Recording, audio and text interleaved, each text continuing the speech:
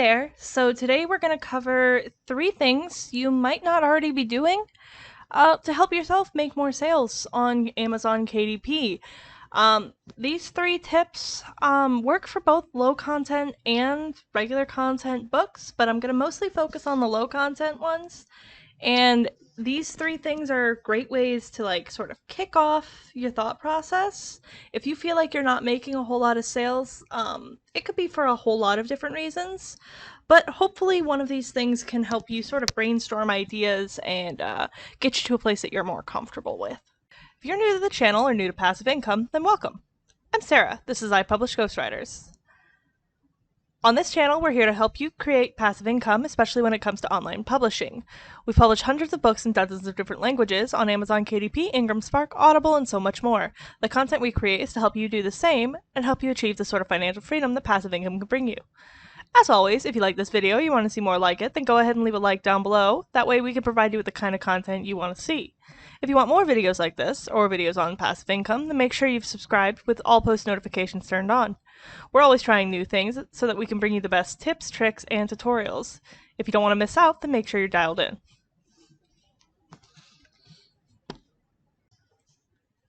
So, if you are working on a low content or no content book business, and you don't feel like you're making very many sales, you're putting out books and they're not getting the traction that you want them to get, the first thing I want you to do, and this is a great tip for anyone, is to just take a real good look at your book. Getting second opinions on them, looking at other books within similar niches is going to be a solid starting point for assessing why your book might not be doing well. And that is going to start with what your book looks like. That's going to be the cover design, because while you're told don't judge a book by its cover, everybody does. It is what catches your eye. It is the first thing that customers see. If they don't know what that book is, why would they click it? Why would they go into it? I mean, the title might be good, but the cover might not always work. I'm gonna take a look. We're gonna go on Amazon. We're gonna look at some good covers and look at some not so good covers, and just get an idea of what might be going on here. Because if you feel like you're doing everything else right, but your cover's not good, that absolutely can stall your progress. And then we're going to look at some really quick and easy ways to fix that. So first, let's look at a really good cover. So here I am on a fresh tab. I am not signed into my Amazon account. So I just kind of want to see what the first things that come up when we're looking at just coloring books. So for coloring books, we're kind of looking here. You can definitely see what you're looking at with each of them. You know what you're getting into. And we want to make sure that we're looking at independently published ones. So I opened up books, and we're going to double check and make sure that these are coming up as independently published books. Yes. Okay. So this one here, I would say this is a very good coloring book cover, because you know that you are getting Zen Koala coloring book. Now this was a sponsored one, obviously that is why it came up first, but we're looking right here, you've got koalas, peace, everything like that. They've got some coloring pages on the back, so people kind of have an idea of what they're looking at, and there you go. Now, okay.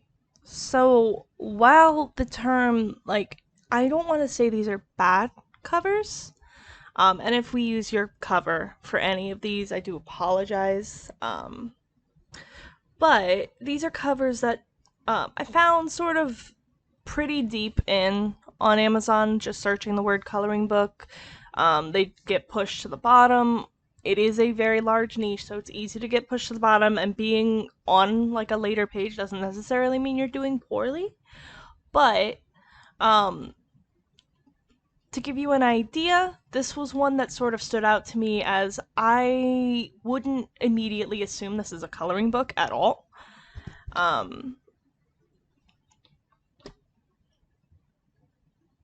Obviously it is, but I like something like this. I would assume it's for adults. Um, but this doesn't look like a coloring book necessarily. I have this one again. I'm not 100% sure what I'm looking for. I know this is lettering, I know this is that, but the text is difficult to read. It's kind of small. Um it doesn't really give an idea of what we're looking at inside the book. When I open it up, it does show a little bit, but yeah, just by the cover alone, I'm not really sure what I'm looking at here. It was very small, obviously, on Amazon, so this was even more difficult to read. This one, in and of itself, is not bad. It doesn't really give very much like a visual like pop, but I do actually have one to just compare it within the same sort of niche. You got space coloring books. Like I could tell immediately that this is a coloring book for kids. It obviously it says space coloring book for kids. You know how many pages. You know kind of what the art style looks like. Now this is independently published. I was actually going to say it might not be, but that in and of itself kind of shows that like it looks like it would be a normal coloring book. When you compare it to this one, I don't necessarily see the same. Obviously, this front, it looks like clip art. It does say kids coloring or space coloring book for kids. There's still nothing sort of grabbing my attention just from this alone. There's also this one which I did see, and it doesn't look bad. I just again I'm not 100% sure what I'm looking at. Just by the image alone, it says alchemy. It looks like a coloring page, absolutely, but there's no color to it. There's nothing sort of like grabbing my eye. Showing it partially covered or partially colored would make all the difference on this one. Just to show you that this is meant to be colored. Again, you're sort of trying to appeal to as many people who just might see your cover. This looks complicated. Obviously, it's for adults, or I would assume it's for adults because of the complicated nature of the drawings. There is this one, which is it's a very specific niche. It is a coloring book. However, again, I'm not really seeing that from the cover alone. Obviously, when I open it up, it is a text-based coloring book. However, just based on on the colors, and it's very busy. The text might be difficult to read. You see, it has volume 2 right on the front, so people looking might not see that volume 2, or when they open it up, might go, "Oh, then I have to go buy volume 1." So it does make sense that this is sort of like a little further back. This is a good example of one that doesn't look bad. I think it looks very nice. I just also think that the text might be a little bit too small. I think it might be a little bit difficult for people to just on a glance see what it is. This actually screams more of like a journal or a notebook to me. Though we can see here that it is a coloring book. They do offer some on the inside. I would personally, the text is even difficult here in this form, just as the size is. And now I would make the text a bit bigger. I'd make it a little bit more eye-catching, a little bit brighter, perhaps. Though this one is not independently published, so that one is just a published book. It says originally published under a different name. So the second thing I want to offer you is the idea that if you're not using Pinterest, or if you don't think Pinterest is the right thing to use Pinterest. use it as a way to direct traffic. Use it as a way to build a newsletter. Um, just searching, I searched coloring pages, but you can do this with any sort of low content. Is offering a piece of your art on here and then using it to direct traffic back. You can see here, this page, somebody could just color this. That would be fine. However, if they want more like it, it's going to direct back to the Etsy page. If you're doing low content stuff and you're selling it on Etsy, or if you want to direct traffic back to your page, like your author page to get more, things like that, Pinterest is one of the largest search engines for image. So people are using Pinterest. You can use Pinterest as a business and put ads in there, push your content out, things that are pinned. You can just show up organically too. So if you don't want to do like a huge like investment in it, you can absolutely use this to your advantage. So in the case of a coloring book, putting a piece of your art on here for people to be like, yeah, I want this. And then it brings to a website here. Almost all of these are click-through links for things like Etsy's or for other publications and things like that. Now, if you're able to get people's attention with this image, you can direct that traffic back to your website. They can see the books you have for sale, and you can show them you can buy this on Amazon. Or you can see, oh, I have all of these books available on Amazon, or these printable pages are available on Etsy, to bring it back to some other stuff that we're doing. So if you're not using Pinterest to your best ability, you might be missing out on a bunch of potential traffic, because people every day are on Pinterest looking at things. You can do this for regular content books too. If you have a cookbook, you put a picture of a recipe in there, direct the traffic back to your website so they can buy the book if they want, or your blog, or things like that.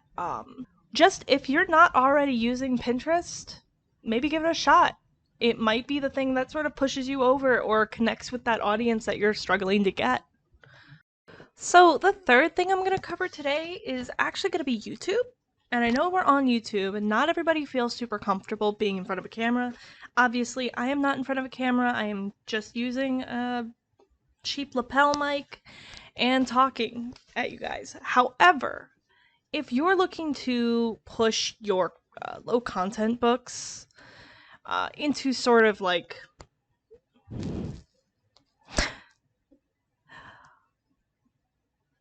Now, the third thing I'm going to cover today is going to be YouTube. Not everybody feels super comfortable on YouTube, and not everybody feels comfortable speaking to a camera. However, one interesting method to getting your book out there and getting it in people's hands is sort of showing it off. So what I've looked up here is actually ASMR videos, which, if you don't know much about ASMR videos, they're sort of like sensory videos. You're showing off, you're talking calmly, you're doing something with your hands, you're sometimes talking directly at the camera. However, there is an interesting trend of people getting hundreds of thousands, millions of views just coloring. And now these are ASMR, so obviously they are using a mic to sort of amplify the noises. But for the most part, these are just somebody sitting in front of a camera, coloring.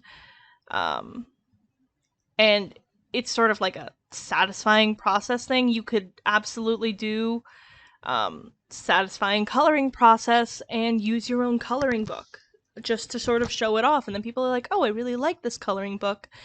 And you get to sort of get that organic traffic down below. If you're interested in this book, check it out down below, things like that. You can just put, if you don't want to talk on the camera, you can put like royalty-free music on top of it, just similar to the stuff that I use when I do tutorials. Just sort of connecting with people in sort of an interesting way can help get your book sort of in people's thought processes, get like eyes on it and things like that. But if you haven't considered this, then maybe showing that off on here wouldn't be such a bad idea. If you can do sort of a time lapse similar to I do and do it digitally, that could also be good. Again, put some music over it, put some rain sounds, things like that. It can be kind of relaxing to watch these kinds of videos. So just get inventive with it. Get interesting. Because the more inventive and different you are with your content, the more interesting people might find it. If it's super relaxing, they might put it on while they're working, things like that. And those views can help generate your traffic back to your website or your landing page or something like that, or even just to directly to the book. And if you just have the coloring book and your phone to take the camera, that is perfectly fine. You do not need expensive like hardware to get this going. Now, that is going to be all for today. I did cover only 3 things in this video, so if there's anything else you guys are interested in seeing, or if any of this didn't make a whole lot of sense to you, I'd be more than happy to go into detail on how it can help you, a little more than I already did, or expand on some more things, because there are other sort of easy things you can do if you've already worked with AMS ads and you feel like you've done everything, and maybe you've tried these techniques, or maybe you're going to go ahead and try them and you don't see quick results. Just make sure you know that anything that you do is going to need sort of a consistent effort. You're not going to see it overnight, but these things can help sort of bolster the work that you've already done, and hopefully you'll start to see it pay off over time.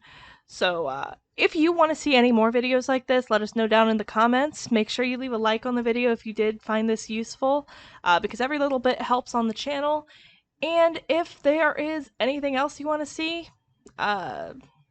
make a suggestion. We're always happy to try and explore things that you guys want us to. So, and make sure you are subscribed to the channel. Also, if this is the kind of content you want to see, make sure you turn on post notifications so you never miss a single video. But I will see you guys around next time.